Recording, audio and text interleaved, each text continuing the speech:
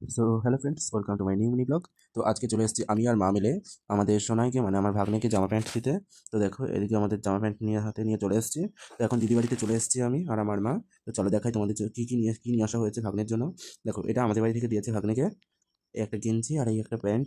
তো কেমন হয়েছে অবশ্যই জানাবে। এই একটা গেঞ্জি দেওয়া হয়েছে, গেঞ্জিটা বেশ সুন্দর, আমার তো ভালো লেগেছে। তো কেমন লাগছে জানিও গেঞ্জিটা। আর পাশেই দেখো আবার আমার ভাগ্নে শুয়ে আছে, ওকে আবার কিছু চাপা না দিলে, কাঁথা কম্বল না দিলে পরে আবার ঘুমাতে চায় না, তাই ওকে আবার পাশে চাপা দিদি ঘুম পাড়িয়ে থেকে গেছে। আর এই কালার বিস্কুট কালার প্যান্টটা দিয়ে গেছে। আর এদিকে দেখো আবার আমার দিদা একটা জামা প্যান্টের সেট পাঠিয়ে দিয়েছে ভাগ্নের জন্য, মানে ওর বড় মা এই প্যান্ট গেঞ্জিটা পাঠিয়েছে, গেঞ্জি না সরি, এটা একটা জিন্সের প্যান্ট আর একটা লাল কালারের শার্ট, হাফ হাতা জামা। তো কেমন হয়েছে এই জামাটা অবশ্যই জানিও তোমরা। তো অনেকগুলোই ওর জামা প্যান্ট হয়েছে। তো চলো এখন আবার চলে এসেছি, রাত হয়ে গেছে, এখন রাতে ট্রেন ধরে চলে এসেছি সমুদ্রগড় স্টেশনে। আর কিছু ফুল গাছও নিয়ে নিয়েছে, দিদি বাড়িতে অনেকগুলো শিউলি ফুলের গাছ ছিল, তো নিয়ে চলে এসেছি। ওইদিকে দেখো আবার একটা মালগাড়ি দাঁড়িয়ে আছে, তো ওই দিক থেকে আবার কাটোয়া ব্যান্ডেল লোকাল চলে এসছে, ও আবার ওই ট্রেনটা ছেড়েও দিল।